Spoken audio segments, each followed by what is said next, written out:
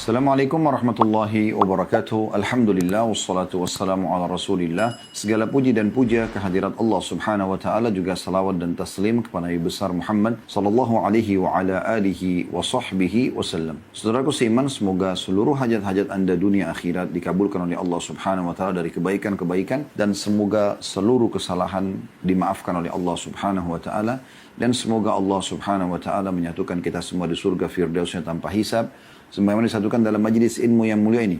Dan tidak pernah lupa kita doakan agar negara kita menjadi negara yang aman, tentram, damai, seluruh umat Islam di bawah naungan ukhuwah Islamiyah. Dalam hal ibadah mereka kembali kepada Al-Quran dan Sunnah, dan semoga Allah melunasi utang negara kita dengan semudah-mudahnya. Allah bukakan semua pintu-pintu rezeki dan kekayaan, serta Allah berikan petunjuk para pemimpin kita agar selalu berlaku adil dan juga sesuai dengan apa yang Allah Subhanahu wa taala inginkan. Allahumma amin. Baik, di hari Kamis seperti biasa kita akan melanjutkan bedah buku kita, dan ini pertemuan yang kedua di bedah buku ini dengan judul Kuni Zaujatan Najihah. Artinya, jadilah istri yang sukses. Kalau diterjemahkan oleh penerbit di sini, menuju rumah tangga bahagia. Ya. Yang ditulis oleh Dr. Najla As-Sayyid Nail. Ya. Dan ini kita akan masuk ke bab yang kedua yang beliau bahas, yaitu tentang masalah arti kebahagiaan. Ya, arti kebahagiaan. Atau mohon maaf, ini mungkin masih bab pertama ya. Karena pertemuan yang pertama kemarin, pekan lalu kita membahas tentang muqaddimah buku ini dan juga daftar isinya. Ya. Baik, di bab pertama ini beliau membahas tentang arti kebahagiaan dan bagaimana kebahagiaan itu dipupuk dari sebelum menikah, juga setelah menikah. Saya akan bacakan langsung apa yang ditulis oleh beliau. Beliau mengatakan kebahagiaan adalah sebuah perasaan. Ia adalah kata-kata yang sulit untuk didefinisikan. Ia adalah sesuatu yang bersifat maknawi dalam kurung esensi, dan suatu perasaan batin yang terbit dari hati yang membawa banyak makna, serta memberi banyak arti bagi pemiliknya. Kebahagiaan adalah perasaan ridho dan puas. Suatu perasaan yang dinikmati oleh setiap orang yang memelihara perkara-perkara wajib dan sunnah. Perasaan yang dirasakan oleh orang yang selalu mengingat Allah Subhanahu wa ta'ala, berbakti dan menjaga solatnya. Ia adalah perasaan yang hanya akan dirasakan oleh siapa saja yang mengenal Allah Subhanahu wa ta'ala dan mendapati dampak kenikmatannya, N-nya besar kata ganti Allah, dampak kenikmatan Allah atas dirinya. Ini paragraf yang pertama. Coba kita renungi dan lebih dalam membahas kata-kata mutiara yang tulis oleh penulis ini. Saya melihat ini, beliau pun menulis mungkin dari hati yang dalam ya. Dari lubuk hatinya yang paling dalam, dengan ketulusan ingin memberikan petunjuk terutama kepada sesama saudari dia, karena ini adalah penulisnya wanita muslimah ya.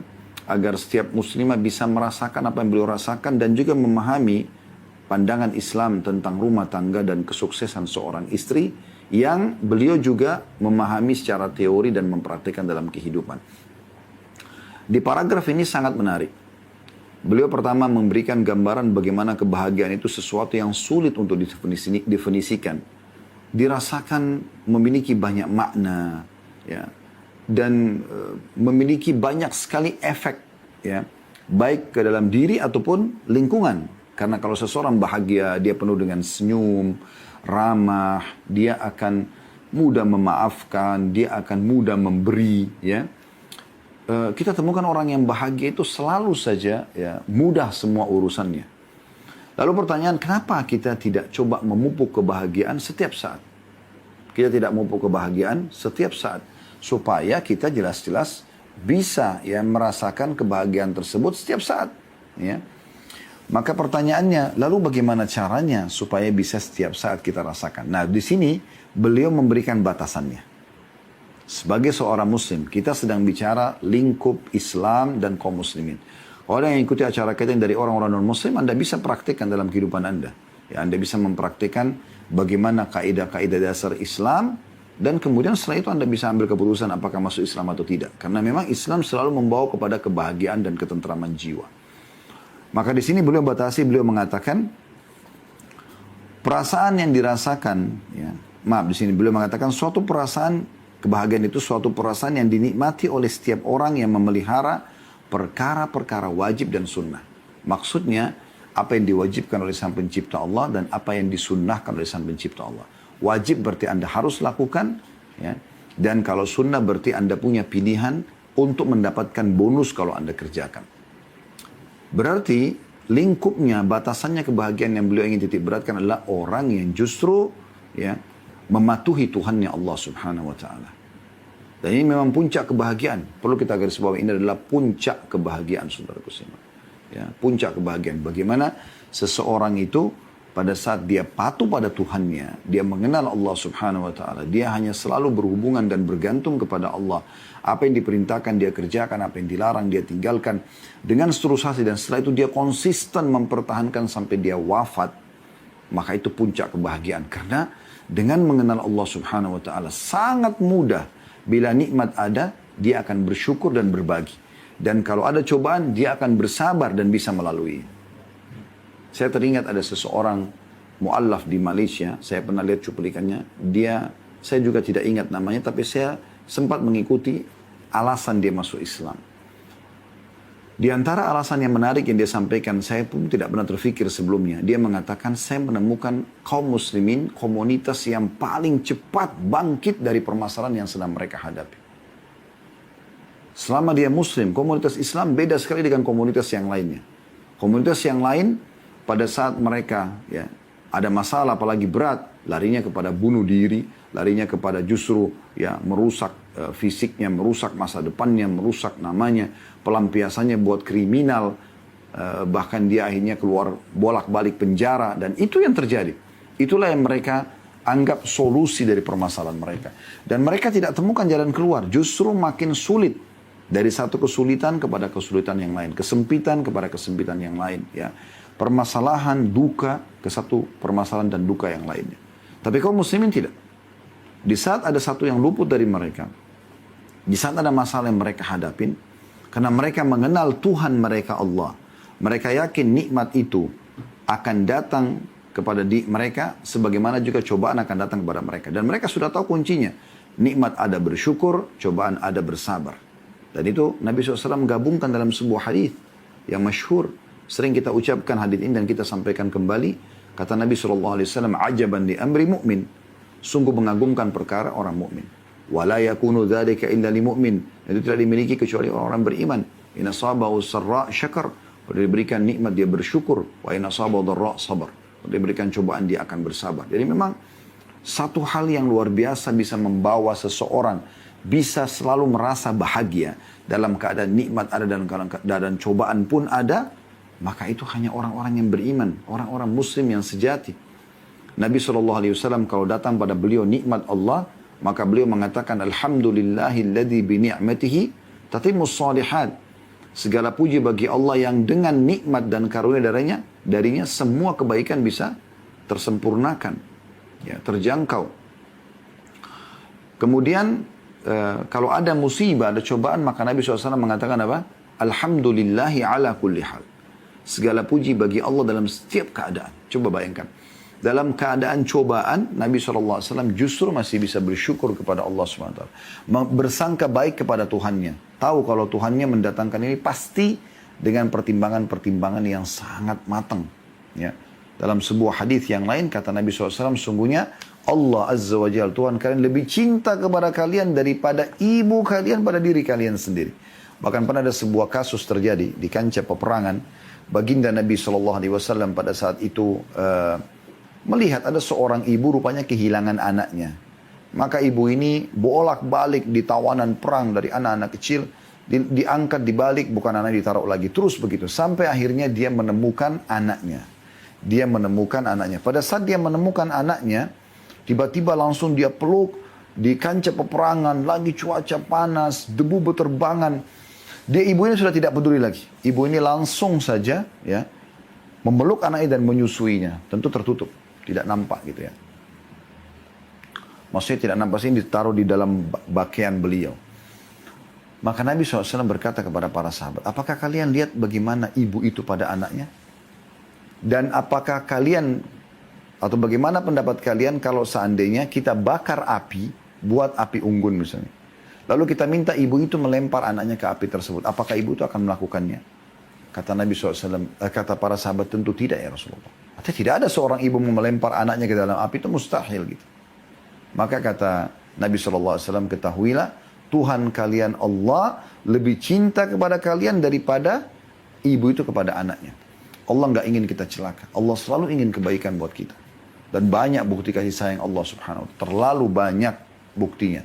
Di antara buktinya orang kalau berbuat amal soleh sedikit saja, Allah berikan pahala berlipat-lipat ganda. Ya, sebagaimana Allah mengatakan dalam Al-Quran, A'udzubillahi minasyaitonirrajim, man ja'a bil hasanati falahu asyru amsalihha. Siapa yang mengerjakan satu kebaikan akan dilipat gandakan 10 kali lipat. 10 kali lipat. Ini bukan main-main. Ya, 10 kali lipat ini teman-teman sekalian pahala. Jadi kalau misalnya Anda buat satu kebaikan, maka seperti yang dilakukan 10 kali lipat. Padahal sebenarnya Anda kerjakan cuma satu. Itu juga dijelaskan dalam hadis Nabi SAW, man hamma bihasanatin wa lam ya'malha. Siapa yang baru niat mengerjakan satu kebaikan dan dia belum mengerjakannya, maka kutiba lahu hasanatun kamilah. Dicatatkan baginya satu pahala lengkap. Fa in amilaha kutiba lahu asyru adha'afiyah. Kalau dia kerjakan apa yang sudah diniatkan dari kebaikan, maka dicatatkan baginya 10 kali lipat. Ya. Bahkan dalam beberapa riwayat atau ada riwayat yang dikatakan ila sab'amiyah du'fin, sampai 700 kali lipat, tergantung kadar keikhlasan dia. Sebaliknya, man hamma bi sayyi'atin wa lam ya'malha, siapa yang niat mengerjakan satu pelanggaran dan dia tidak mengerjakannya, dia membuat dosa tapi dia batalkan karena Allah, kutiba lahu hasanatun kamilah, catatkan baginya satu pahala lengkap. Fa in amila kutiba lahu sayyi'atun wahidah. Kalau dia kerjakan dosa yang sudah dia niatkan, cuma dicatatkan satu dosa saja. Coba bayangkan bagaimana rahmat dan kasih sayang Allah Subhanahu wa taala. Maka orang beriman beda kondisinya, ya. Makanya beliau kasih batasannya di sini. Beliau mengatakan perasaan kebahagiaan yang baru kami rincikan tadi, yang dirasakan oleh orang yang selalu mengingat Allah Subhanahu wa taala, berbakti kepada Allah, menjaga sholat yang merupakan hubungan dia dengan Tuhannya. Ia adalah perasaan yang hanya akan dirasakan oleh siapa saja yang mengenal Allah Subhanahu wa taala dan mendapati dampak kenikmatannya Allah pada dirinya. Ini paragraf pertama. Selanjutnya kata beliau, manusia hanya akan mendapatkan kebahagiaan itu dalam lingkupnya. Perhatikan, ini kata penulis. Amal saleh, sibuk dari sholat ke sholat, dari sedekah ke sedekah, dari baca Quran ke baca Quran, dari zikir ke zikir, dari doa ke doa, bakti orang tua ke bakti orang tua, terus. Di situ kebahagiaan itu. Kesehatan dan tubuh sehat yang menopangnya untuk membela kebenaran, membantu orang lain, dan merealisasikan kesuksesan dan pertemanan yang baik. Kebahagiaan hanya akan dirasakan manusia dalam cinta yang tulus, kehidupan yang baik, dan anak-anak yang saleh. Kebahagiaan akan dirasakan suami pada istri salehah yang apabila dipandang menggembirakan, apabila disuruh mentaati, dan apabila ditinggal bepergian menjaga harta dan kehormatannya. Kebahagiaan akan dirasakan istri pada suami saleh, penuh cinta yang senantiasa menjaga dirinya dan bertakwa kepada Allah Subhanahu wa taala. Kebahagiaan keduanya akan semakin bertambah dengan lahirnya anak-anak soleh yang berbakti dan mendoakan mereka. Ini paragraf selanjutnya. Beliau lebih dalam masuk lagi merincikan tentang masalah kebahagiaan itu bisa dirasakan dari cinta yang tulus. Maksudnya tulus, ikhlas dari hati. Bukan karena terpaksa. Maka seseorang yang menikah dengan seseorang yang lain yang jadi pasangannya, cinta tulus karena memang ingin mendapatkan ya apa yang Allah janjikan dari kebahagiaan karena menikah dengan orang soleh atau soleha, maka itu akan menjadi pondasi dasar sekali untuk memperbaiki atau menjalankan kehidupan yang baik, ya. Dan beliau mengatakan sini rinciannya, seorang suami puncak kebahagiaan dia justru pada saat diberikan wanita yang salihah, wanita yang salihah. Ya, itu setengah kesempurnaan agama. Sebagaimana sabda Nabi SAW, siapa yang dikaruniai ya istri salihah maka dia telah menyempurnakan setengah agamanya. Itu luar biasa gitu ya. Karena istrinya ini akan selalu mendampingi dia dengan tulus. Karena solehahnya dia tahu suaminya sumber pahala. Dia akan terus sibuk dari menyenangkan, membahagiakan, menghibur kepada membahagiakan, menyenangkan dan menghibur yang setelahnya. Begitu terus. Mau baru ketemu, kemudian makan bersama, ya mau tidur, Sementara tidur pun penuh dengan perhatian. Sampai bangun tidur pun penuh dengan perhatian. Jadi suami pada saat keluar dari rumah merasa ada nilai plus di rumah itu dan selalu rindu ingin kembali ke rumah, gitu kan. Selalu merasa di saat akan ketemu dengan istrinya yang salihah ini ada kebahagiaan tersendiri. Karena di sini beliau rincikan kalau dia salihah maka dia akan faham hadits ini. Ya, karena Nabi SAW mengatakan wanita di surga wanita yang kalau kau lihat kepadanya pandang engkau akan gembira, senang. Sini beliau mengatakan kebahagiaan akan dirasakan suami pada istri soleh apabila dipandang menggembirakan. Senyum, ramah, supel, ya. Terus suaminya, bukan dia. Dia bagaimana memuaskan suaminya, menyenangkan suaminya, itu yang dia pikirkan. Itu kerjakan karena Allah, bukan karena suaminya. Karena dia tahu ada pahala yang bisa dapatkan di situ. Apabila disuruh mentaati, ini diambil dari hadis kata Nabi SAW, dan kalau wanita itu disuruh maka dia akan patuh selama bukan maksiat. Dan apabila ditinggal, ya, maka dia akan menjaga harta dan kehormatannya, tidak selingkuh. Di sini beliau mengatakan apabila ditinggal bepergian menjaga harta dan kehormatannya. Di situ puncak kebahagiaan dia rasakan. Tapi ingat, karena menikah dengan wanita salihah yang memang patuh kepada Allah Subhanahu wa taala, berbakti kepada Allah. Begitu juga puncak kebahagiaan seorang istri pada saat dikaruniai suami yang saleh, penuh cinta dan senantiasa menjaga dirinya dan bertakwa kepada Allah Subhanahu wa taala. Di luar tidak melakukan perbuatan-perbuatan dosa. Dia sibuk dengan ibadah-ibadah, menuntut ilmu atau mengajarkan ilmu, ya, bekerja mencari rezeki halal, terus saja sibuk dari kebaikan kepada kebaikan. Dan pada saat dia pulang ke rumah, maka dia memberikan hak istrinya juga. Dia berusaha coba, ya, menanyakan permasalahan-permasalahan yang dihadapin, ya. Ada keluhan apa istrinya dia pecahkan, dia coba bantu. Kebutuhan apa dia penuhi, ya. Maka ini puncak kebahagiaan. Dan puncaknya kebahagiaan itu dengan dikarunia anak-anak yang sempurna dan juga saleh dan salihah. Selanjutnya kata beliau, kebahagiaan tidak akan pernah bisa digapai dengan harta ataupun emas. Gubuk yang bisa membuat istri tertawa adalah lebih baik daripada istana yang membuatnya menangis. Walaupun rumah biasa, tapi karena suami bisa menghiburnya, bisa memberikan yang terbaik, yang dia bisa membuat istrinya senang, itu sudah cukup bagi wanita. Lebih baik daripada istana, tapi semua serba terkekang. Semuanya serba tidak nyaman. Kebahagiaan seorang istri pada saat suaminya menyiapkan tempat semampu suaminya, lalu kemudian dia diberikan kebebasan. Dia bisa menata rumahnya, dia bisa makan, minum, tidur, semau dia. Semua dipenuhi oleh suami. Dia buka kulkas, mau buah ada, mau minuman ada. Uang ada dipegang standby. Apalagi uang diberikan dari awal bulan. Itu karunia luar biasa Allah berikan itu kepada seorang istri. Ini tidak akan dilakukan kecuali oleh laki-laki yang faham, saleh. Sebenarnya kewajiban dia harian.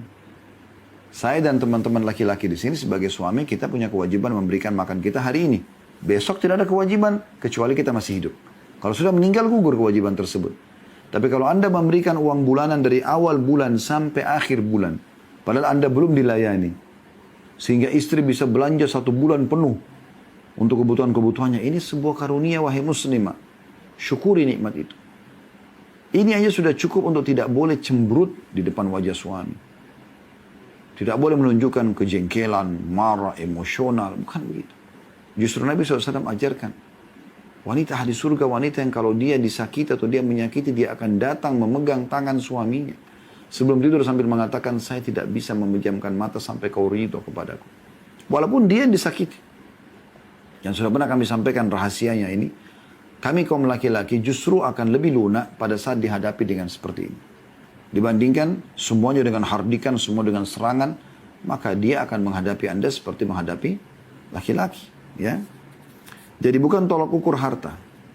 Tapi bagaimana individu itu mengelola. Ada orang subhanallah tinggal di gubuk biasa. Mungkin kalau hujan bocor. Tapi mereka hidup bersama. Berpuluh-puluh tahun mereka hidup bahkan sampai mati bersama. Ya. Begitu mati, dia berharap bisa meninggal bersama dengan pasangannya. Itu kan luar biasa karena merasakan keberadaan dan sama-sama sudah saling memenuhi. Bukan selalu yang ada su'udzon, sangka buruk begitu ketemu. Langsung protes, langsung tuntutan. Ini akan membebani pasangan.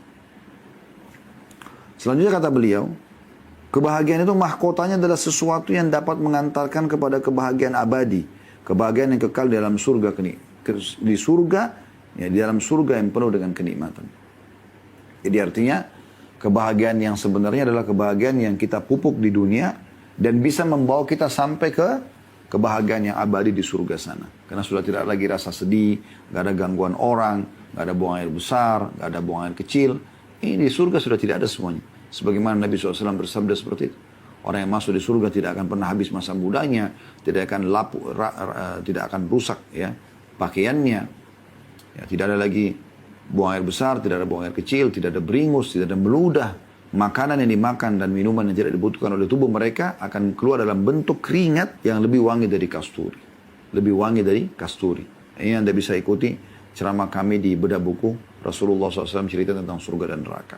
Jadi itu kebahagiaan yang lain beliau katakan. Jadi selain suami dan istri mendapatkan pasangan yang soleh dan soleh, lalu disempurnakan dengan anak-anak yang soleh, juga tolak ukurnya bukan harta, tapi walaupun digubuk, yang penting bisa tersenyum, tertawa, merasa puas, merasa senang. Dan kebahagiaan selanjutnya, beliau mengatakan di paragraf selanjutnya, ya, kebahagiaan yang sebenarnya juga yang bisa membawa kepada kebahagiaan yang abadi. Sebagaimana bersama di dunia, bersama juga di akhirat. Selanjutnya beliau mengatakan kebahagiaan yang tersimpul dalam romantika keluarga tentu lebih baik daripada kebahagiaan yang terwujud dalam harta dan kemasyhuran. Sebab menggapai ridha Allah SWT itu adalah tujuan yang tertinggi. Kebahagiaan dalam keluarga itu adalah salah satu dari anak-anak tangga kebahagiaan abadi. Ya, jadi ada orang subhanallah dengan teman-temannya santun, ramah, tapi kalau dengan pasangannya luar biasa, jahat gitu. Nah ini nggak benar. Harus dia lebih santun lagi dengan suaminya, santun dengan istrinya. Kemudian beliau mengatakan saudariku yang tercinta. Ini dipanggil muslimah.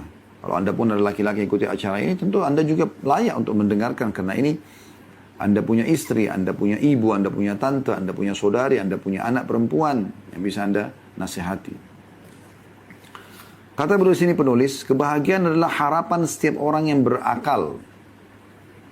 Jadi semua orang yang berakal pasti mau bahagia. Maka dari itu kejar dan carilah ia bersama suamimu, anak-anakmu, keluargamu dan tetanggamu. Dan semua teman pergaulanmu. Yang harus semuanya itu baik, sehat sesuai orang-orang yang dekat dengan Allah. Sehingga akhirnya juga kita bisa meraih kebahagiaan tersebut.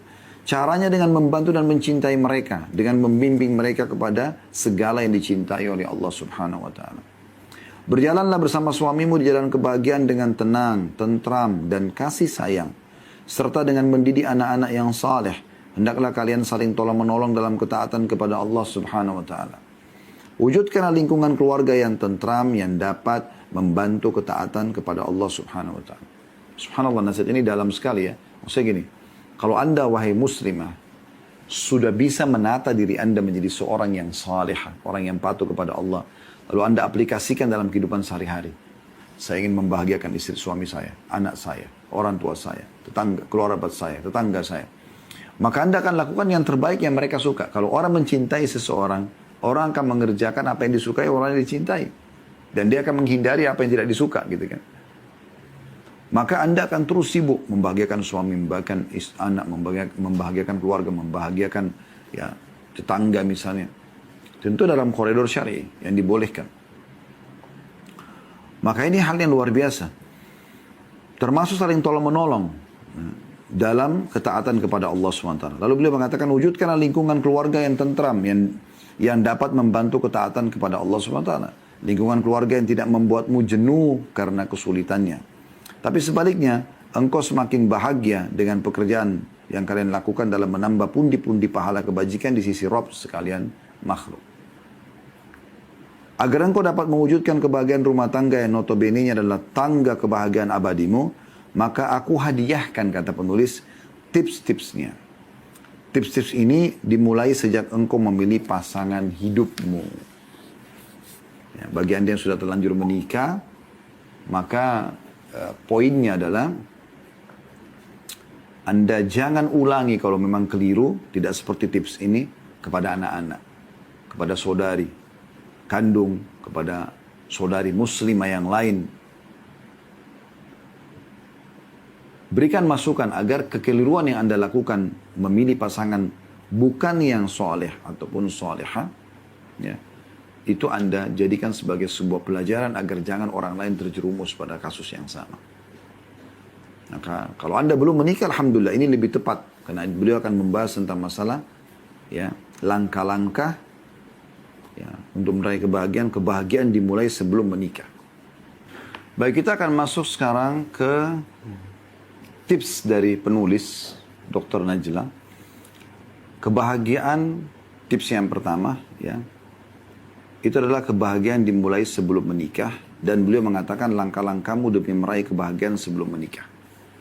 Beliau akan bagi di sini tips-tipsnya. Jadi poin pertama itu kebahagiaan dimulai sebelum menikah, dan nanti ada kebahagiaan ya yang kita akan bahas di pertemuan akan datang insya Allah nanti, langkah setelah menikah. Ini bisa dilakukan, tips-tips ini bagi orang yang belum menikah atau yang sudah menikah ya, kepada anak-anaknya, kepada saudarinya, ya, kepada siapa kerabatnya, memang minta saran apa yang harus dia lakukan agar meraih kebahagiaan dalam rumah tangga. Kata beliau, kepada setiap gadis yang hendak menikah, hendaklah engkau memahami bahwa untuk membangun sebuah keluarga muslim yang bahagia lagi kokoh, maka batu-batu pondasinya harus diletakkan pada tempatnya yang benar terlebih dahulu, supaya pondasinya kuat. Batu yang pertama adalah engkau menentukan tujuan. Sedang batu yang kedua, engkau memiliki pedoman dasar yang menjadi pijakanmu dalam memilih pasangan hidupmu. Pedoman ini harus selaras dengan penentuan tujuanmu. Ya. Jadi yang pertama, harus ada tujuan. Itu pondasi pertama. Pondasi kedua adalah harus memiliki pedoman dasar. Seperti apa Allah subhanahu wa ta'ala sebagai pencipta menyuruhmu menjadi seorang istri nantinya. Beliau mengatakan poin 1, tujuanmu dari menikah. Tujuannya adalah merealisasikan fitrah yang telah dikodratkan Allah SWT pada manusia, memelihara diri dari syahwat yang diharamkan, dan membangun rumah tangga muslim yang notabene-nya adalah tempat ketenangan dan ketenteramanmu. Ini tujuannya. Tujuan di sini adalah bagaimana kita memang mau melampiaskan syahwat kita yang ada pada diri kita, tapi dengan cara yang benar. Berapa banyak orang di dunia barat sana, tempat-tempat orang non-muslim, mereka sibuk melampiaskan justru pada yang haram. Gonta-ganti pasangan. Bahkan bisa saja dia sudah punya calon, tapi dia bisa berhubungan badan dengan yang lainnya. Mungkin belum mencapai umur 30 tahun, sudah sekian banyak laki-laki yang tidur bersama dia, yang dengan alasan dia mengatakan dia akan mencari siapa laki-laki yang paling cocok buat dia. Tapi subhanallah, tanpa dia sadar dia sudah merusak syahwat dia yang harusnya terlampiaskan pada pasangan yang sudah dibolehkan oleh Sang Pencipta Allah. Islam melarang itu. Nggak ada pacaran sebelum nikah, tapi ada pacaran setelah nikah. Selain itu kata beliau, ia juga sunnah nabimu. Karena itu, luruskanlah niatmu ketika engkau memutuskan untuk menikah. Karena agama. Bukan karena disuruh orang tua. Bukan karena faktor umur. Bukan karena nggak enak sama lingkungan, sama teman-teman. Bukan karena faktor ekonomi. Bukan karena faktor politik. Nggak ada semua. Semuanya karena Allah yang perintahkan. Melalui Nabi Muhammad SAW. Karena memang konsep dasar kita adalah surah Al-An'am ayat 162. Ini konsep dasar hidup seorang muslim. A'udzu billahi minasyaitonir rajim. Qul inna salati wa nusuki wa mahyaya wa mamati lillahi rabbil alamin. Katakanlah hai Muhammad, sungguhnya salatku, ibadahku, hidupku dan matiku hanyalah milik Allah, Rabb semesta alam. Memang untuk itu. Sayang sekali bagi Anda di ruangan ini sekarang, di ruangan Anda masing-masing karena kita online, yang niatnya dulu menikah, kalau sudah menikah ya, karena disuruh oleh orang tua, karena faktor umur, faktor ekonomi, faktor politik tadi, ya, nggak enak sama lingkungan, teman-teman semua sudah menikah, kita belum, ya, dan seterusnya. Maka ubah semua niat itu. Niatnya karena ada perintah Allah dan Rasulnya dalam pernikahan ini. Tentu ada banyak dalil ya. Sebagaimana kata Nabi SAW, an-nikahu sunnati, faman ragiba an sunnati falaysa minni. Nikah adalah bagian daripada sunnahku, siapa yang menolak sunnahku bukan dari golonganku. Jadi memang kita kerjakan karena itu.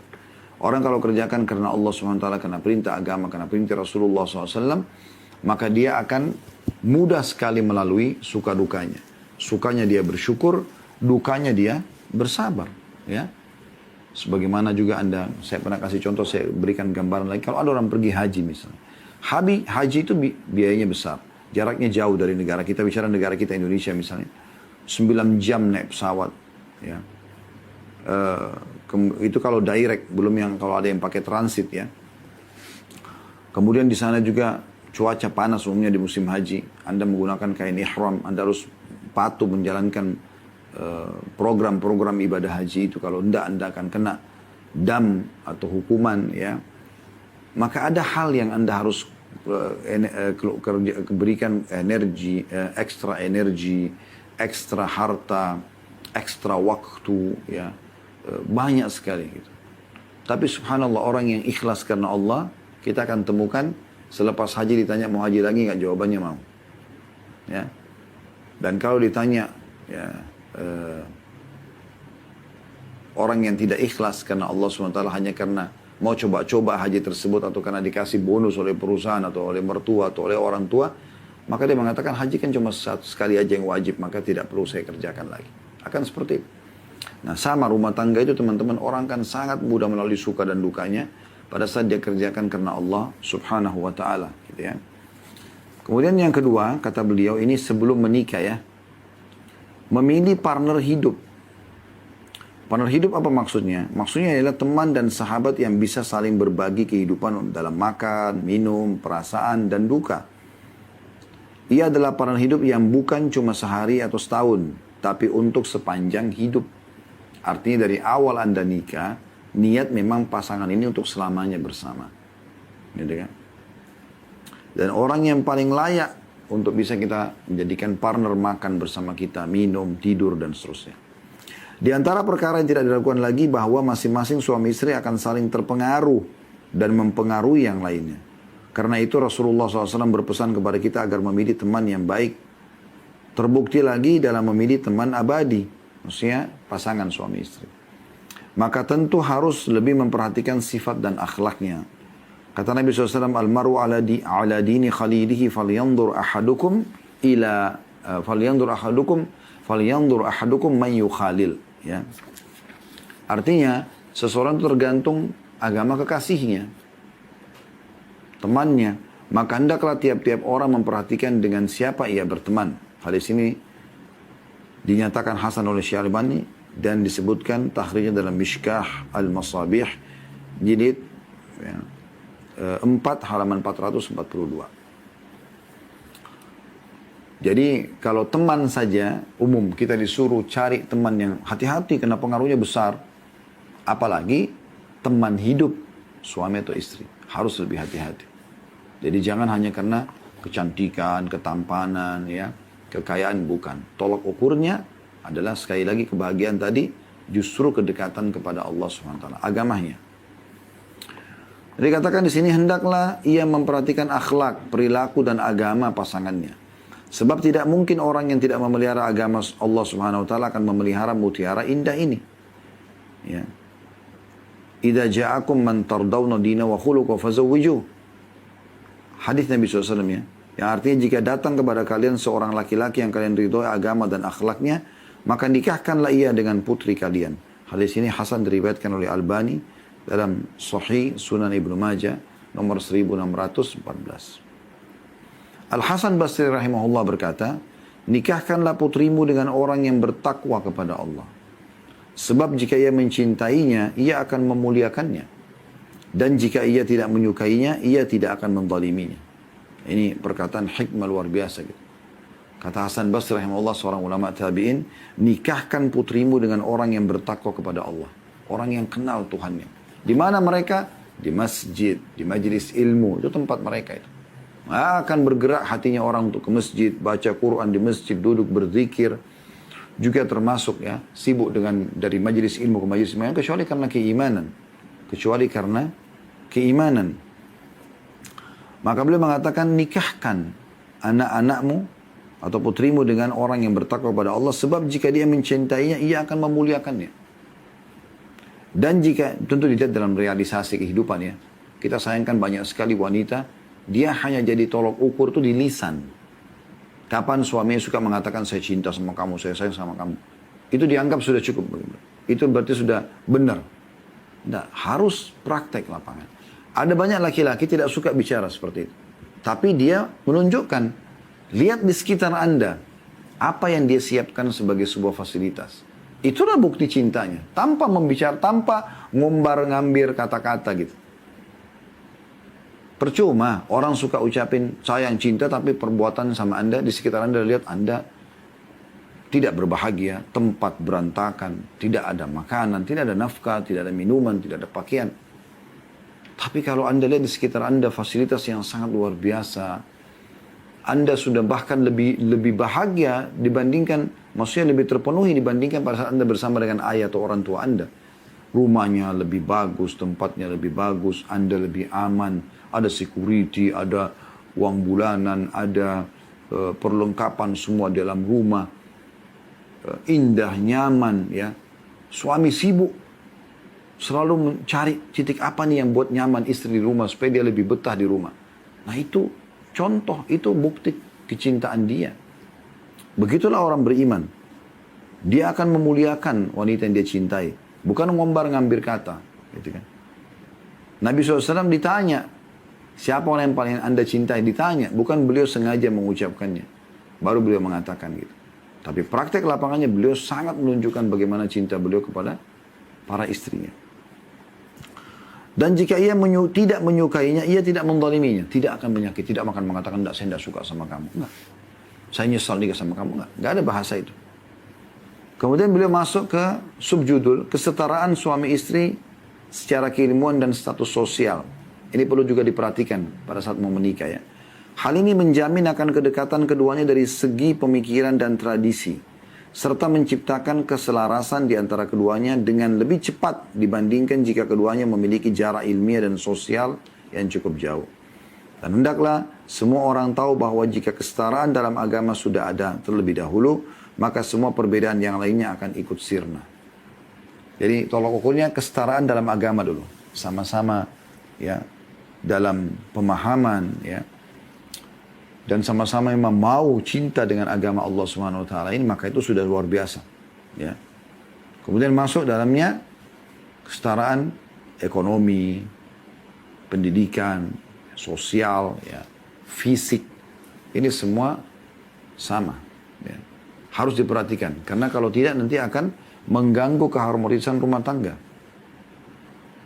Jadi harus betul-betul titik ini diperhatikan. Ada orang terlalu jauh jarak pendidikannya sehingga akhirnya tidak bisa sefaham. Atau terlalu jauh jarak ekonominya sehingga juga sulit untuk sefaham gitu. Ya. Dan seterusnya. Dan beliau juga mengatakan ada subjudul yang lain, ini supaya jelas semuanya. Jadi harus jelas tujuan pernikahan untuk apa, karena Allah dan Rasulnya. Harus faham yang kita sekarang sedang ingin nikah dengannya ini partner hidup. Artinya teman makan, teman minum, teman tidur, teman dalam suka dan duka. Jadi harus didahulukan orang yang beriman. Cukup hadis Nabi SAW, teman-teman saja secara umum harus hati-hati memilihnya, apalagi kalau teman yang dianggap abadi. Kenapa dikatakan abadi? Karena kalau mereka sudah jadi suami istri di dunia, mereka akan juga ada suami istri di akhirat. Memang sudah begitu selama mereka tidak bercerai, gitu kan. Kemudian juga perlu diperhatikan oleh seorang calon ya, suami ataupun istri adalah status keilmuan. Maksudnya di sini adalah kedekatannya, ingin mempelajari agama atau memang sudah paham agama. Itu penting sekali, sangat memudahkan kita saling mengingatkan satu sama yang lain.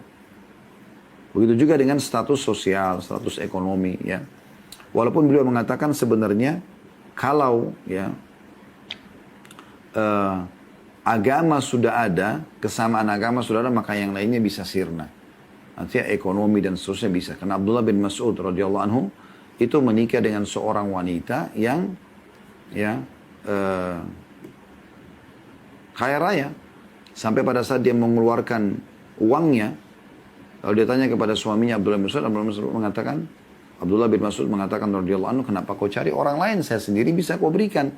Maka kata istrinya, coba tanyakan Rasulullah SAW. Kata Abdullah bin Mas'ud, engkau saja yang nanya.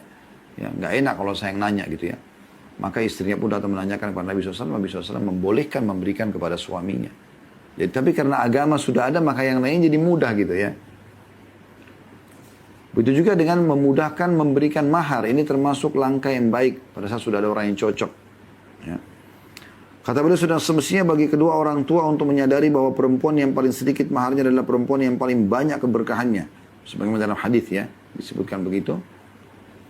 Mereka berdua juga hendaknya meyakini bahwa bantuan yang mereka berikan kepada suami istri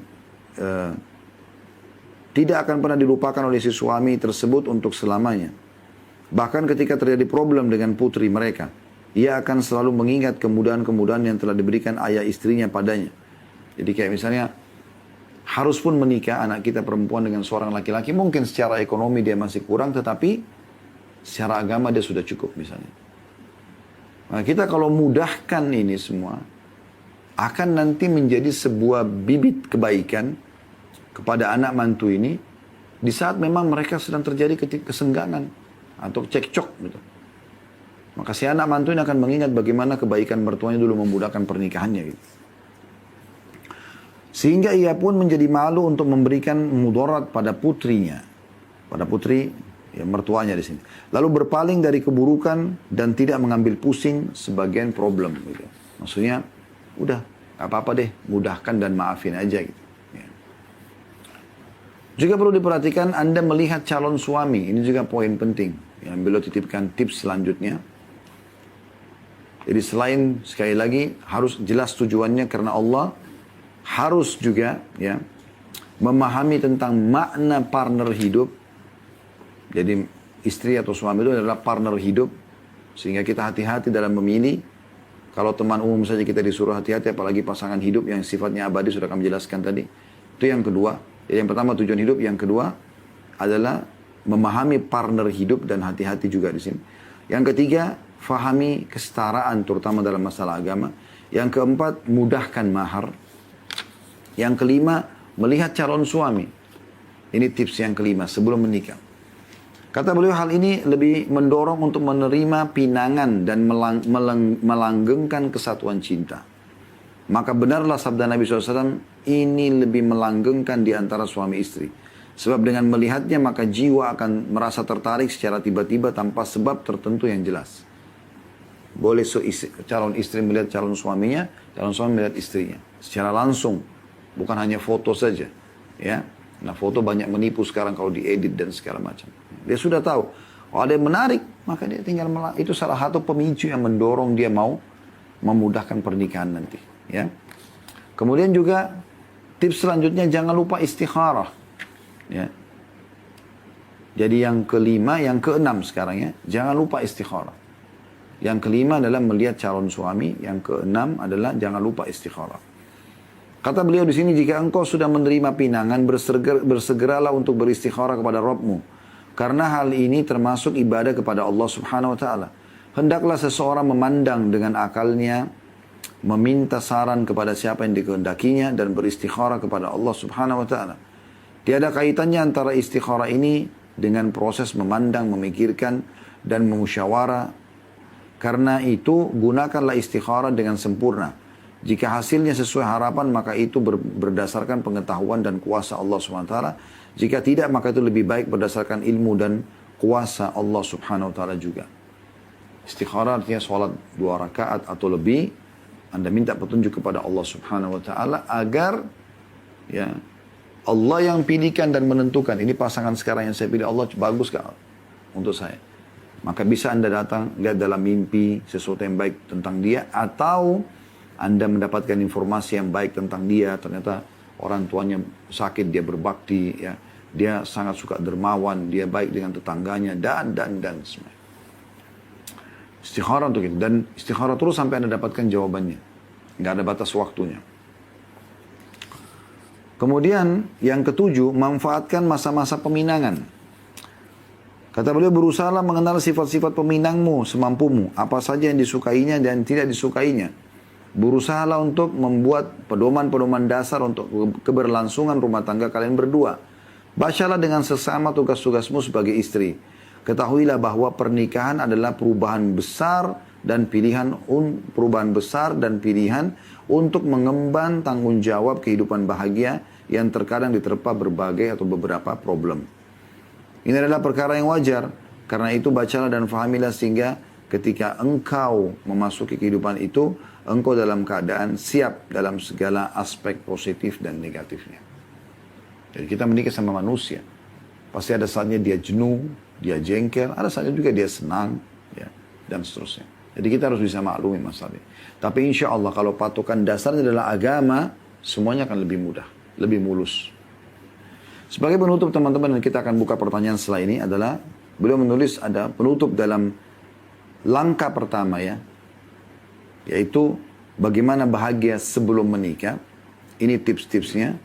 Beliau mengatakan hati-hatilah dan hati-hatilah. Maksudnya, pinangan hanyalah sekedar janji untuk menikah. Pinangan tidaklah menghalalkan yang haram dan tidak mengharamkan yang halal. Karena itu, orang yang sedang dalam masa peminangan tidaklah boleh berduaan atau berbaur kecuali dalam batas-batas keperluan saja. Kayak misalnya si laki-laki datang ke rumah mempelai perempuan ini, calon perempuan, dan ketemu sama orang tuanya lalu menanyakan beberapa hal. Kalau masih butuh untuk ngobrol sama si perempuan ini, ngobrol di depan walinya, tanya di depan keluarga yang jadi jelas, gitu kan. Bukan berduaan sehingga terjadi pelanggaran agama. Nah, ini yang dimaksud di sini. Jadi hati-hati. Peminangan itu belum menghalalkan apa yang Allah haramkan. Jadi harusnya kita teliti dan jeli dalam masalah ini. Dan insya Allah nanti kita akan lanjutkan di pertemuan akan datang dengan poin selanjutnya, yaitu langkah-langkah setelah menikah. Baik teman-teman sekalian, kalau ada benar pasti dari Allah. Ambil dan amalkan. Kalau ada salah dari saya beristighfar kepada Allah dan juga maafkan saya. Subhanakallahumma bihamdika, asyhadu an la ilaha illa anta astaghfiruka wa atubu ilaik. Wassalamualaikum warahmatullahi wabarakatuh.